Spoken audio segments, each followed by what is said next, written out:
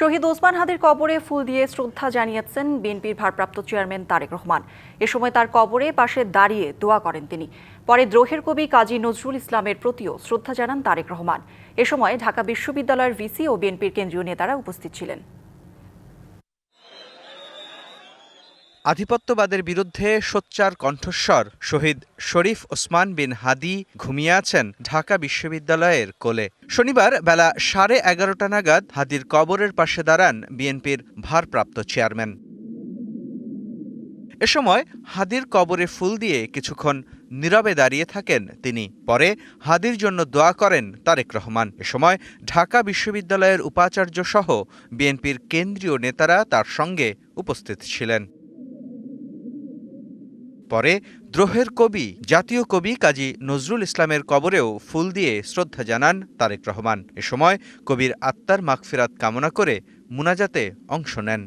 Niacinamide ও salicylic সমৃদ্ধ lily face wash, যা ফেসের ডেড স্কিন সেল দূর করে দেয় দ্বিগুণ ফাস্টার ব্রাইটেনিং। এর আগে ঢাকা বিশ্ববিদ্যালয় এলাকায় হাদির কবরে যান বিএনপির মহাসচিব মির্জা ফখরুল ইসলাম আলমগীর সহ স্থায়ী কমিটির সদস্যরা। এ সময় মির্জা ফখরুল বলেন, তারেক রহমান দেশে ফেরায় নির্বাচন নিয়ে জনমনের শঙ্কা দূর হয়েছে।